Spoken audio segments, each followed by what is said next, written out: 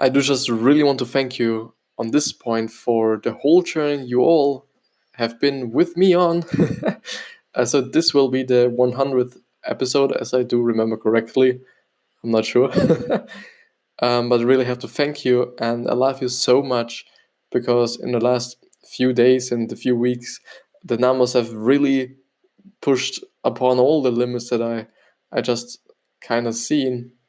Not really, but I quite do not know how I could say this, but I'm actually pretty happy. I it's the 6th of the month of February, and I do by now just have some kind of reached the whole number of plays I had I had in the whole January, and this by just a quarter. Yeah, actually, some no, not yeah, some kind of the quarter of the time, and this is just amazing. I just want to thank you for this, and I do hope you have a wonderful day. I wish you such a wonderful day and such a lot of happiness from the fucking bottom of my heart. And I do want to remind you again that there all should be my social media links. So if you're interested in what I'm doing quite more than just the podcast. And I would really really invite you to check out all the other things. But thank you.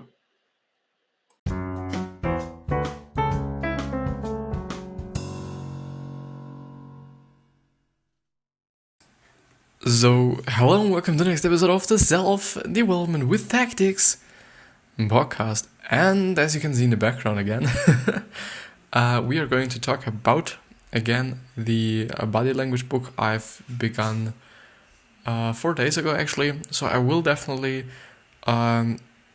keep up with some sort of mixing all these topics I am currently discussing, or all these summaries I'm currently discussing, so that it's not too boring, just talking about the same shit over and over again until this one is finished, and then so on and so on.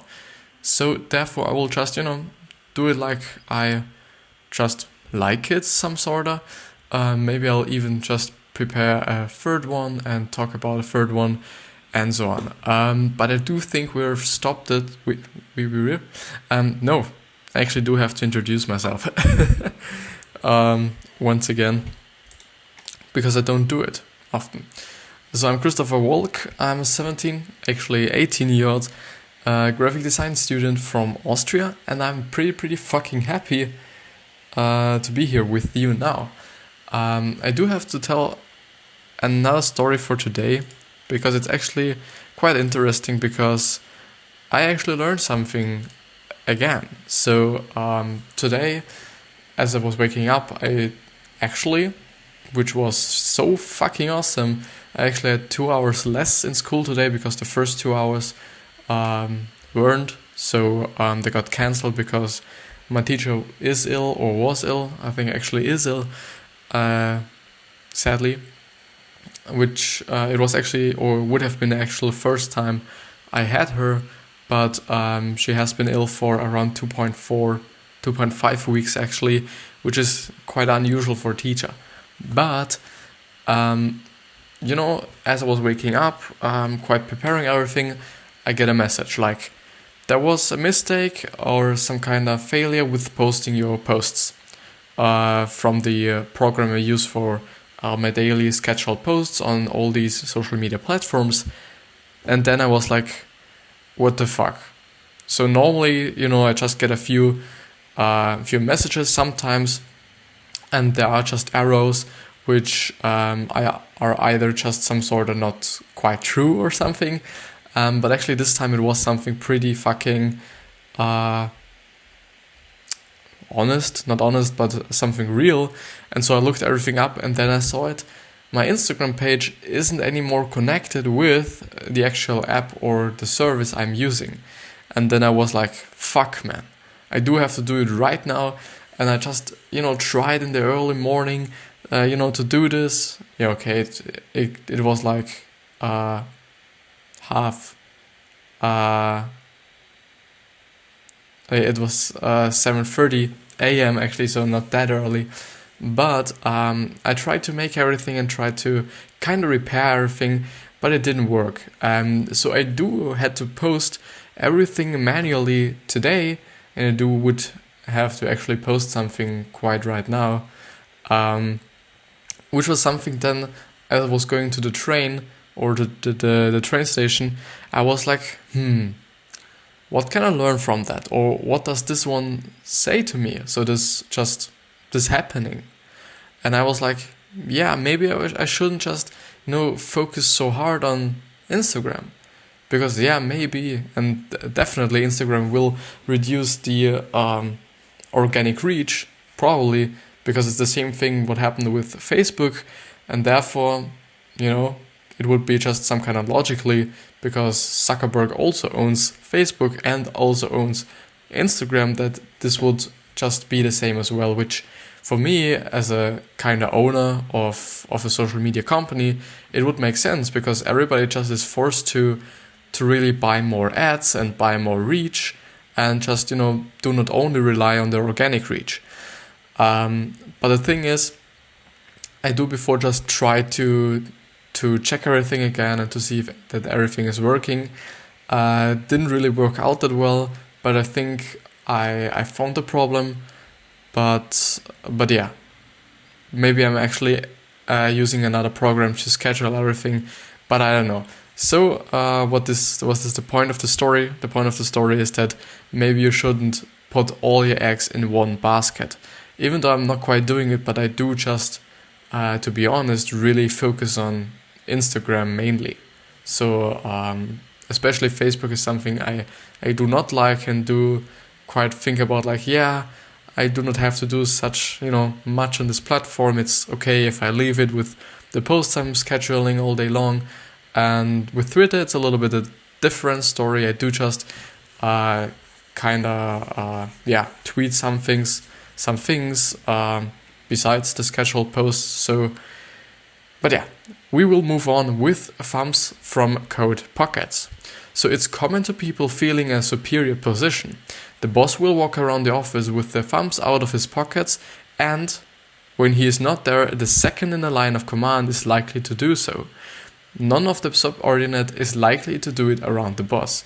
And then I was quite thinking like, because I was working in terms of an internship last year in a company, and I was just thinking if there the two bosses were actually just going around like that. I do actually not remember, but I think I would have never done this by myself. So I would never have been like, putting my hands into my pockets and letting the thumbs show out. I would have never done this. I do think because actually just, only putting your hands in your pockets is something that's, I think your boss might not like to see it actually. Period. Yeah. So you can sometimes see people with their hands in their pockets and thumbs sticking out, but their arms are folded. The folded arms is defensive or negative, while the thumbs out show a superior attitude. And this was it with this kind of chapter. And we start with the evaluation and deceit signals. I love when Barbara and LNP say that lying is the oil greasing social interactions. Research shows that social liars are more popular than people who continue to tell the truth even though we know the social liar is not being fully forthcoming. I do actually believe and do really want to emphasize it now that this is fucking bullshit. Especially for me, or just at least for me.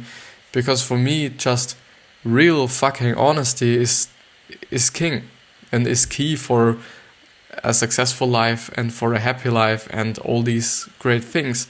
Because I do think, if you're just bullshitting around with people all the time, no, don't do it. It doesn't make any sense. Also your business partners, if they were there, weren't able to just trust you because you're always bullshitting around. And so the 3 wise monkeys. The author says or say that when we see, speak or hear lies are deceit or something we don't want to hear or witness, our tendency is to use our hands to cover our mouths, ear or eyes. Women are better liars. Alan and Barbara Pease say women are better at reading emotions and even better at telling lies. So how to lie better? So I do just kind of point the things out that they say about the three monkeys. So it's actually like this. So covering your eyes, covering your ears, and covering your mouth would especially be a sign for someone lying. And as you might know, if you have been going through the other episodes, you might know that actually having closed palms is actually another indicator of someone is lying. So how to lie better? A good way of getting away with lies is to decrease your overall body movement, so that you won't send any negative signals. Lying is easier behind something that will cover part of all of your body, behind a desk for example, peering over a fence, from behind a door, or of course via telephone or email, totally. But the thing is, people who are lying generally tend to not use any body language at all.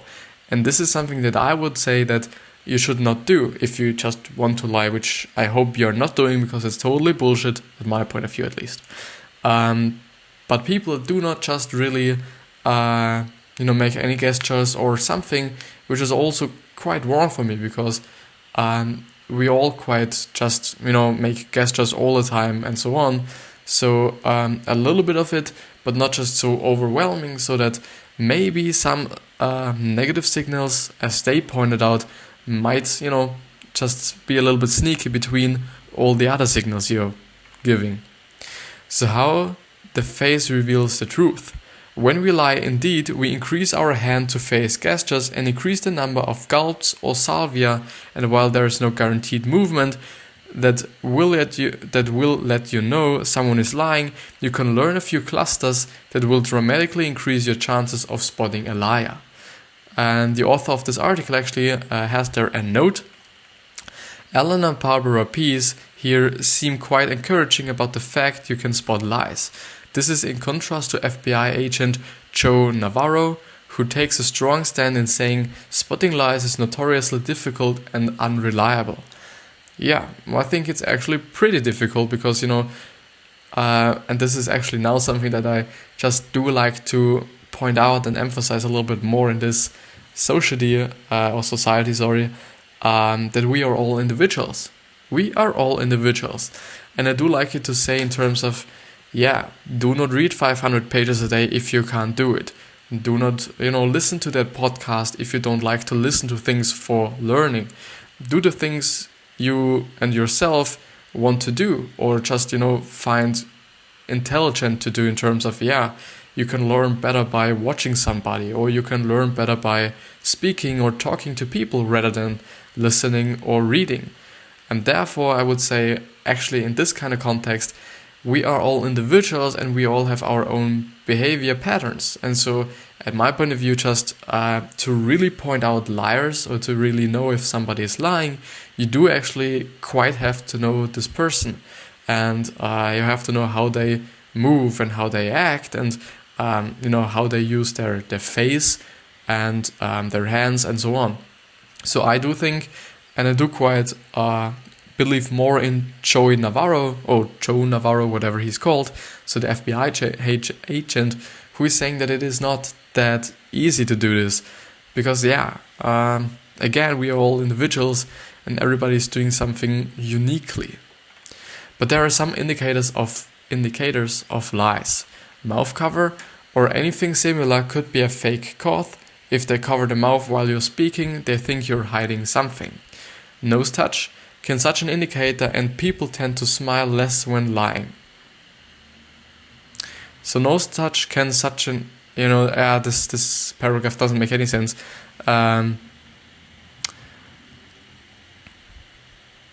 So a nose touch could be an indicator, but people tend to smile less when they are lying, and in terms of the nose touch, it could actually only be an itching. The eye rub, men do it harder, women tend to judge or just get closer to the eye, and both genders can look away. The eye grab, another sign of anxiety. The neck scratch is a sign of doubt and uncertainty, which says, I'm not sure I agree. Collar pull, which is something I do not know and I hope you know. Fingers in mouth, a sign someone is in need of reassurance. Eye contact. Some people won't be able to hold eye contact when lying and they get caught the easiest. But since most people are aware of that, they will swing in the other direction, keeping eye contact more than they normally would and get rarely caught. And the foot movement. And yeah. And now we go ahead with boredom. Supporting the hand with your hands is a sign of boredom. Drumming with the fingers or with the feet are often misinterpreted, whatever it is called, I will never know it, as boredom, but they are actually signs of impatience. The degree of impatience is related to speed of the taps. And this is actually something that I do think a lot of people just mean like, yeah, he's just, playing around, he's bored, some kind of thing, but actually not. This was something great to really hear and to really actually read, yeah, as I was going through it my first time. Evaluation signals. Barbara and LNP say that a closer hand resting on a cheek's face, sometimes with the index finger pointing upwards, signals the person is evaluating something. If they want to feign, it's FEIGN, interest, but are starting to the board the palm while start supporting the head. Yeah, it's a little bit difficult to and actually, if I remember correctly, the person who is actually making these articles or making these summaries actually just really quite underlines the part that he actually does a lot of mistakes in terms of spelling and so on, if you do remember correctly, I hope. And therefore, there are actually a lot of spelling mistakes, which can sometimes be a little bit disturbing for me, especially when I'm reading it, and especially when you do not have the context and or the knowledge, or actually, the book besides you, where you can just be like, yeah, I do not get it, I do have to just read the actual page to understand the whole context. But if the thumb supports the chin, it's a sign of critical thoughts about the speaker or the topic. The index can rub or pull the eye if the negative thoughts persist. It can be mistaken for interest, but the difference is the supporting thumb under the chin. So like this. Can you see this? No, actually not. I think it's this one. Decision making. Chin stroking is a sign that a person is thinking what to say or what to decide. Stalling cluster or stalling clusters, and people wearing glasses can take them off and put one arm of the frame in their mouth. A smoker will take a puff of smoke, and someone with a pen can put the pen in their mouth. Putting objects in the mouth is a sign that a person feels like he needs more time and wants to delay an answer. Head rubbing and slapping. When someone forgot something or did a blunder, they might slap their own head to communicate forgetfulness. If they slap the forehead, they signal they are not intimidated by you. If they slap the back of the neck, it says you're actually a pain in the neck. Habitually, rubbing the back of the neck says that someone tend to be more negative or critical, while those rubbing the forehead tend to be more open and easygoing. Yeah. The last one, so the rubbing on the forehead, actually reminds me on a teacher of mine who is pretty intelligent and pretty crazy guy as well. And he's actually has 3, I do not know, doctors or PhD, whatever, in different kind of areas, which is actually just for my school just very, very overqualified, or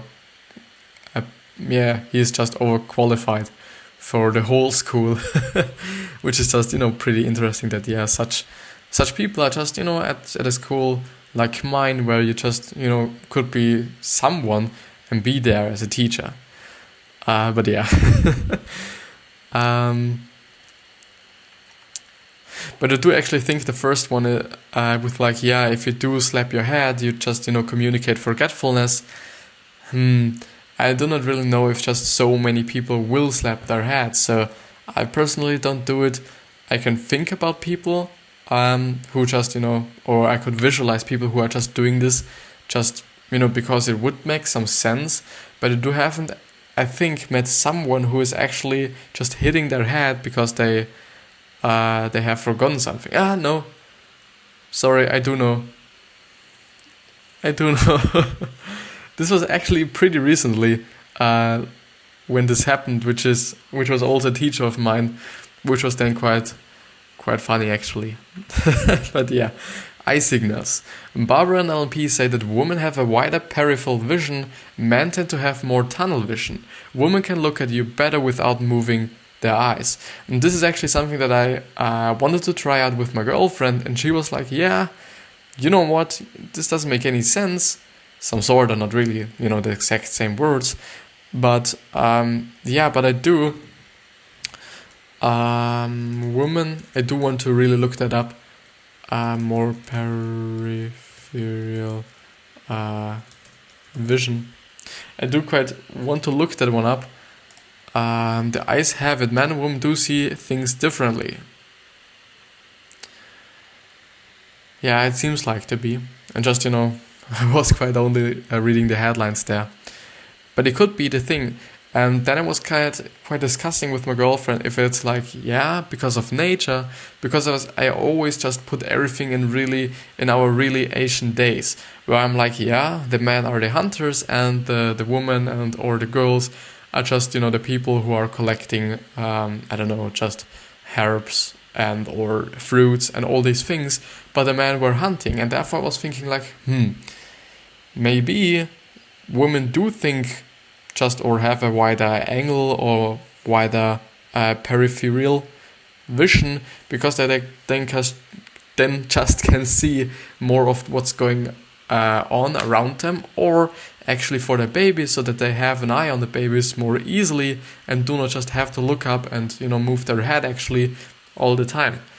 But for men this would also be great, because if they're hunting and there is actually a predator which is coming from the side of them, and they don't see them, or him or her or whatever, this might not be that good and might actually be deadly. So having a tunnel vision for a man is actually maybe not that good of a thing. But yeah, pupils, dilate the pupils as a sign of attraction. So pupils which are pretty big, science seems to have shown that if we just look at something we actually like or love, our pupils just get wider and or more open actually, because this is actually only a hole, if you haven't known. So even though it just seems to be like a dark point in our eyes, it's actually a hole through which the whole light we see, so we only can see because of light. And this is the actual reason just light comes through our iris, not our iris, sorry, but our pupil, and then goes back on the actual back of our eye, and then the information gets some sort of decoded and sent to our brain. And so the pupil is actually only a hole, but it looks great. The iris looks quite great if you just make a really picture, a really highly zoomed in picture. It just looks so wonderful. This is why lighter eyes are considered more attractive, because you can more clearly recognize a dilated pupil, and this is why romantic encounters tend to be more successful in dimly lit places. The pupil dilates naturally.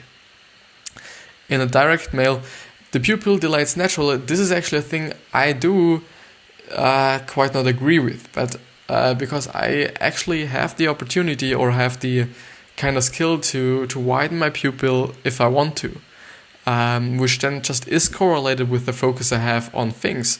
So if I do this, and if my pupil is wider or wider open, I do just see everything that's just very, very near to my eye. I do not know if this is, or this should actually be some sort of natural, that the eye is just doing it by default, but I do actually can sort of manipulate it somehow. I do not know why. It's just like it. In a direct mail campaign, LMPs was able to increase the sales of a lipstick by 45% simply enlarging the pupil size of the model. And this is actually then a really great thing, that you can actually use the body language things that you have learned here or somewhere else and put it into your area. So maybe you are a marketer and so you can use it for your marketing efforts. Or you are, actually body language could be useful in every kind of situation you are or every kind of area you are working on or working in. Interestingly, people are better at decoding eye signals than they are at decoding body language. Women do better as usual, but men didn't fare poorly. If someone is looking at you for more than 2/3 of the time, he can either be interested in you, in which case he will have dilated pupils, or she will have dilated pupils, or he'll be hostile, in which case he'll have constricted pupils. Women are good at deciphering it, men not as much. Deciphering, I don't know. The eyebrow flash. I'm going to read it. I just thought about if I should actually just some kind of shorten it and summarize actually this point, because it's only just some kind of greeting, and therefore I really tend to remind myself on actually, using my eyebrows when I'm reading on my videos and actually smiling as well. Because when I'm smiling, my voice as well just has another tone and just seems to be a lot more friendly than I'm like this. So I do just remember myself to, sometimes it's definitely just by default and just, like I am, but I do kind of remind me to smile first of all, and I do not remind myself to make the eyebrow flash, but I do just notice it every single time, because then my fucking forehead stretches so fucking hardly that there's no way I couldn't recognize it. So the eyebrow flash. The definite book of body language says that the eyebrow flash is the eyebrow rising rapidly for a split second. It's a universal friendly gesture to say hello. We don't give the eyebrow flash to people we don't like, and to strangers, and people who don't use it upon first meeting someone are perceived as potentially aggressive. Check Javer or Kafer or whatever in the likes switch says you can use the feigen, fine, again is FAFEIGN, liking for someone, and P says that you should always eyebrow flash people you like or those whom you want to like you. Actually a good thing. Eyebrow signals. Lowering the eyebrows shows dominance or aggression, and raising the eyebrows shows submission. Women raise their eyebrows and eyelids to make their eyes appear bigger and create the baby face effect, which makes men want to protect them. And this is actually a good thing compared with, I do actually think we have learned this already in the summary, if you just lower yourself and look upward, because it then just, your eyes are just closer to the side of the other person you're talking with, because if you're like this, your chin is the most, or the part that's, has the most distance between the other person's eyes and, yourself. And your eyes are actually pretty near. Therefore, your eyes just appear way bigger as well. And if you just, do this, and if you just, some kind of combine those things, you're just an actual baby. If you do everything on the other way, you just seem to be pretty fucking aggressive, I guess. Looking up. Barbara and LP say that lowering the head and looking up is a submissive gesture women use to appeal to men. Yeah, actually the thing. So lowering the head and looking up. It makes the eyes seem larger and makes the woman more childlike. And P says that Diana made an art out of lowering her head and looking up while exposing her neck. Some women show sexual submissiveness by lowering the eyelids while simultaneously raising the eyebrows and looking up. It's one of the trademark of sex sirens such as Marilyn Monroe and Sharon Stone. More on sirens, read The Art of Seduction. This is also the expression that many women have during an orgasm. Okay. Gaze behavior.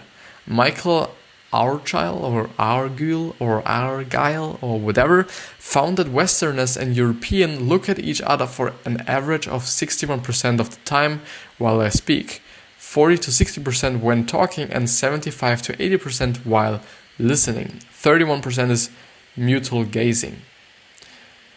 Yeah, I do actually think this makes sense, because I also do just, look at the other person. I'm quite a person who is just looking at the other one all the fucking time, no matter what. Just because I do kind of think, if I'm just talking to them, I should actually, just looking at them. I do kind of just, look around sometimes if I do just feel like, staring at the other person so fucking hardly that they feel uncomfortable, which is not something I would like to, or would like them to be. So I do just, really change it up and don't do it.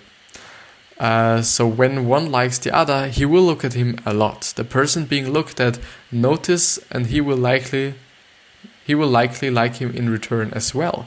This means you should look at people a lot to make them like you. Your gaze should meet theirs 60 to 70% of the time.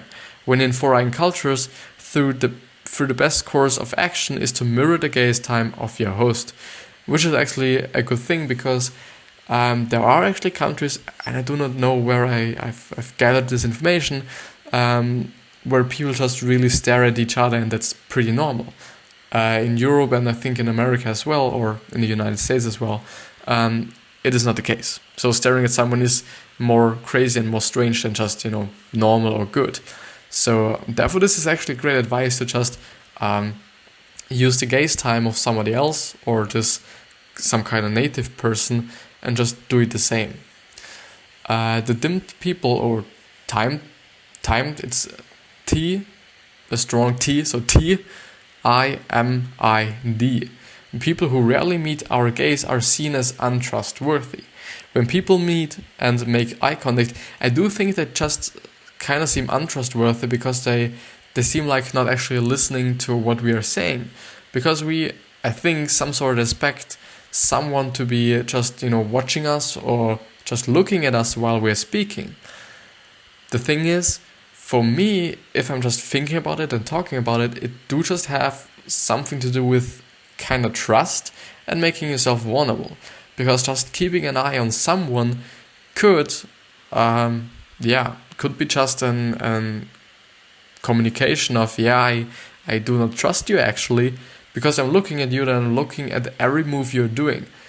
Therefore, not looking at somebody while you're speaking with them means that you're actually trusting them.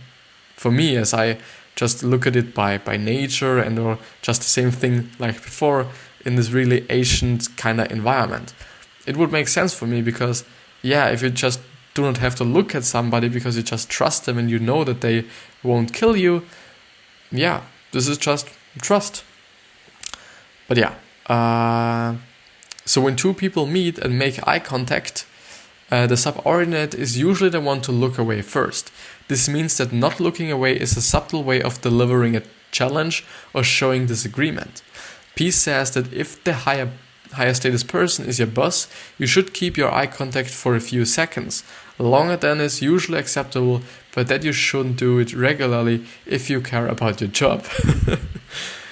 Darting eyes. Barbara and LNP say that when your eyes scan the surrounding from left to right, we are looking for escape routes. We do it naturally even when we are talking to someone boring. If sometimes we want to avoid looking like we are being bored to death, we could then swing to the opposite, same as we do for lying, and look into our speaking partner's eyes even more than normal. In this case, we will often have a tight-lipped smile, similar to when we are lying. The thing with, which is actually, I do kind of feel like, if this is actually the thing for some other people as well. So if I do really concentrate on somebody's eyes, I mostly just do not listen to what they're actually saying, which is actually a pity, because I, most of the time I just do quite want to listen to them and want to hear what they're saying, but I'm so focused on making eye contact, or just recognizing my eye contact, that I just, do not really get it what they say, or just forget to listen some sort of. Because I'm always like, yeah, why am I staring so? Or should I stare even more? Should I look away? What is the best now? So, and there, I just ask myself questions, not that long, but just pretty quick and maybe subconsciously. But yeah.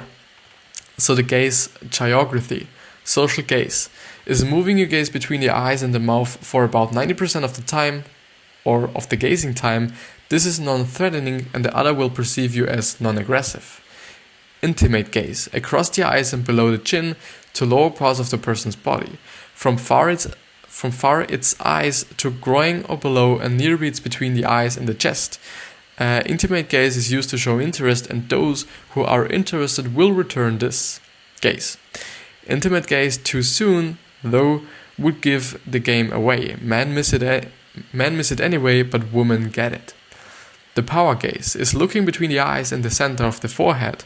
Peace says that the impact is huge. It can change, or it changes the atmosphere to very serious, and if your gaze doesn't drop below the eyes level, you can keep the screws on him.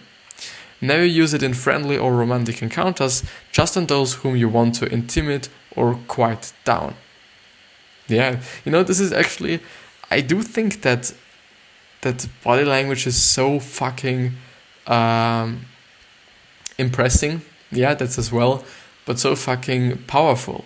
Because as you can see, you can just, change a whole situation just because on how you're acting and how you're just standing or moving, and, or, just what gestures you're doing or how you're looking, if you just have wide eyes open, or if you're just not smiling, or you do smiling, and so on. The power stare. When you are under attack, maintain eye contact without blinking. Narrow your eyelids and focus closely on him. If you have to move from person to another, don't blink and first move your eyeballs and then let your head follow with your shoulders standing still.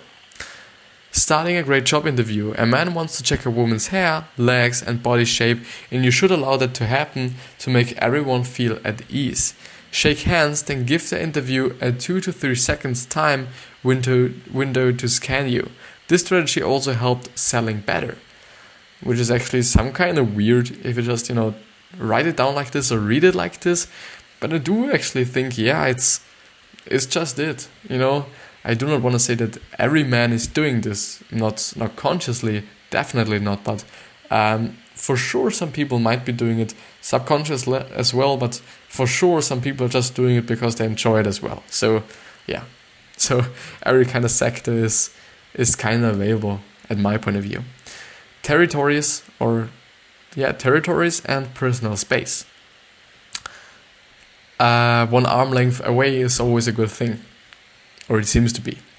And I do just, I want to see if this is actually the case and if they just talk about it themselves. Barbara and Ellen Pease, and actually every single sentence goes on with Barbara and Ellen Pease. Go into the personal zones here, which I won't go into details here because it's a well-known topic. The distance tend to reduce between 2 women and increased between 2 men. When people embrace the distance, they keep their hips apart, gives away information about the relationship. We hate riding elevators because the cramped space get other people into our intimate zone, and Peace says the behavior we follow is called masking, which is everyone's trying to hide their emotions by wearing a natural mask. And the people riding in the subway at rush hour, the author says, aren't really happy or aren't really unhappy, they are just masking their emotions.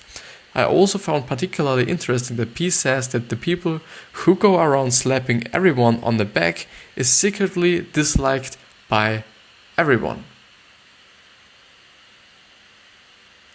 I do just think if it's, a person who is just doing it because he wants to, just, slapping others' backs and say, hello, how are you? Or if it's like, if you're just in a really crowded space and you do just, piss everyone on by just, going around all the time and, hitting every person and just slapping them on their backs just accidentally. Yeah, I could understand that. but in terms of, yeah, you're actually just willing to be nice, I don't understand that. Why mobs get angry? Barbara and LNP says that one of the reasons why mobs get so angry is because everyone is on everyone's personal space. When the police breaks up the crowd, the dynamics change and the riot usually stops. And the author says this is why ours, actually I think a mistake, why the highest crime and violence are also areas with the highest population density. So this is why areas with the highest crime and violence are also areas with the highest population and or density. And a quick note from the author of the article, I'm not sure this makes any sense at all. Places with the highest population density also happen to be the poorest areas, and poverty is correlated with violence and crime. Actually totally true, and this is a fact that's great the author just points out and emphasizes. Spacing rituals.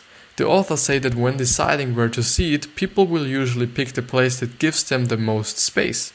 If there's only one person sitting, the person who just arrived will usually pick a place between the person sitting and the end or front row, so as not to offend the sitting person. Yeah, I'm just also doing it all the time. I do just, take either a seat that I kind of feel comfortable with taking, or I would just, take no seat. This is actually an option I do just often take, because if I just sit or just stay around in the train is, just doesn't matter for me. I do actually think that this is actually good for me because I'm sitting all day long, and so staying a little bit on the weekends or somewhere else, if I do not have to work on anything, which is some kind of, would then be some kind of a reason for me to really sit down if I do have to work on something. I just stay because why not? I'm always sitting, so standing a little bit isn't that bad. Cultural differences. Barbara and LPs tell the story of an Italian couple in Sydney being accused of hitting on everyone at a club they joined because the Italians, coming from a smaller personal space culture, were standing too close for the Australians. Japanese also tend to stand rather close. City dwellers also tend to have smaller spaces than country people. Totally, because they're just used to it, I think, and people or country people or people from the countryside do actually have more personal space or more space in general, so therefore having a bigger personal space would make sense. Territory and ownership. The definite book of body language goes into a topic I have long observed before it became conscious. People can feel like a certain seat or space belongs to them in a place they often visit. Or they might feel ownership of the kitchen in a house if they are using it. To avoid offending anyone and starting a relationship on the wrong foot, it's a great advice or idea to ask when you visit someone's homes which seat is yours. People driving cars tend to feel like they have a bigger personal space, and that's why we see so many incidents of road race pieces.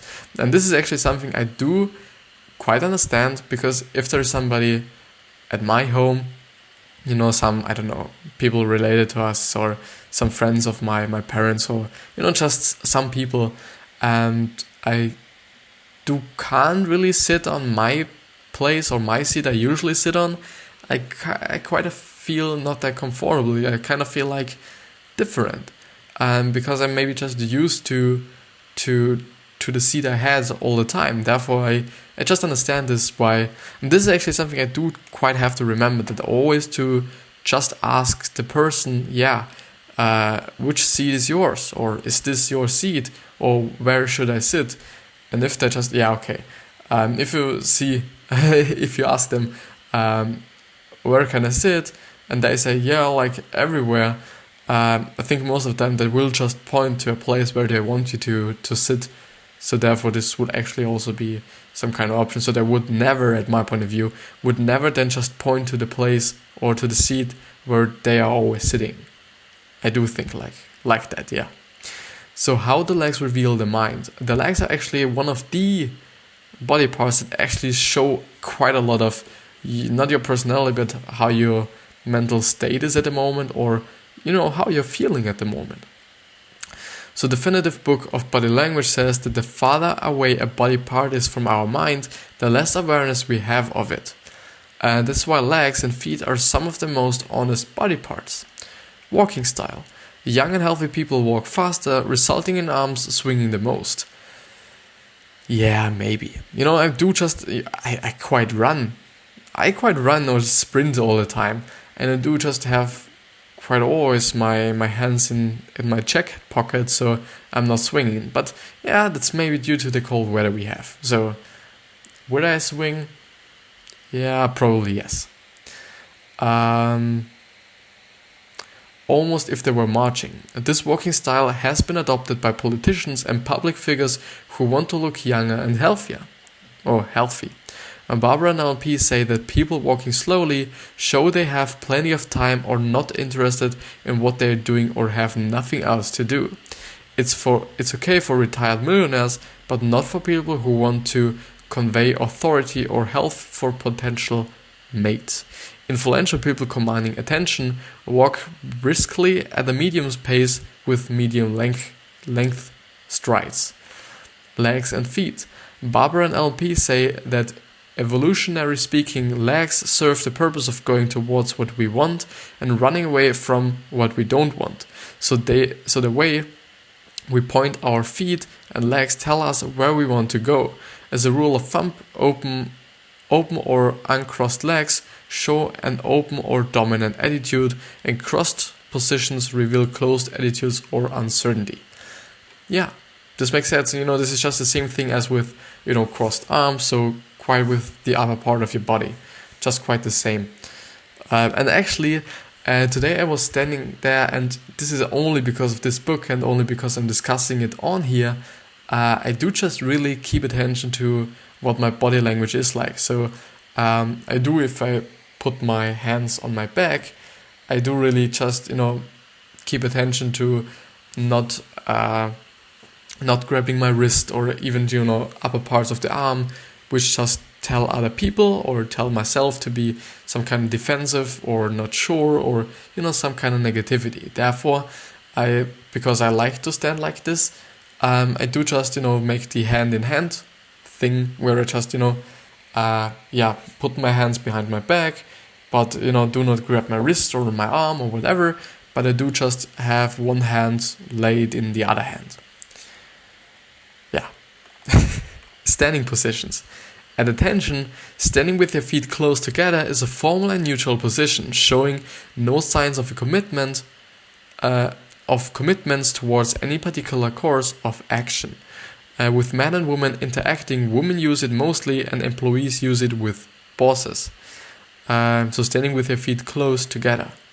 Legs apart, predominantly a male position and the equivalent of a crotch display. The crotch display, we've had that, and this, at my point of view, just shows dominance and I'm big and look at how strong I am and nobody can do something against me or whatever. Foot forward. The foot forward points in the direction our mind wants to go. In groups, we point our foot. We point our forward foot to the person we find most interesting or attractive. The leg cross, standing leg cross, and scissors show that someone wants to stay but has a closed, submissive, or defensive attitude. It is usually adopted in the presence of people we feel superior to us. It is usually adapted in the presence of people we feel superior to us, and studies show it's usually people who lack confidence who uses it. Yeah, and I do think this is quite the end of this episode, because then there is something else coming up, which also just fit under the part of or under the chapter of foods and legs. But I do they just are some kind of different from the other parts, so I won't discuss it by now. In 2 days then, in 2 days, because tomorrow is Thursday actually. On Friday there will be, as always, 2 episodes. So I just was thinking like, yeah, maybe it's Tuesday today and Thursday today, and maybe no, tomorrow I do have to make 2 episodes, but no, it's not like that. But I do hope you get a lot out of this one. If not, tell me. If yes, tell me. So there should everywhere, and I do have just quite updated the link in my podcast description. So not the description of the episode, but the description of the podcast itself. This is kind of link, you click on it and then you see all the links that lead to all social media platforms I am on. So it's pretty nice graphic, and you can see where I am and click on all the fields that are available there to just get to the social media platform of your choice. But that's with it, and I do hope you nothing more than incredibly and ultimate happiness. I think I do have to say it every single time at the end of an episode. But I do wish you success, health, wealth, happiness, that you actually give something back, a great legacy, and as I said, happiness.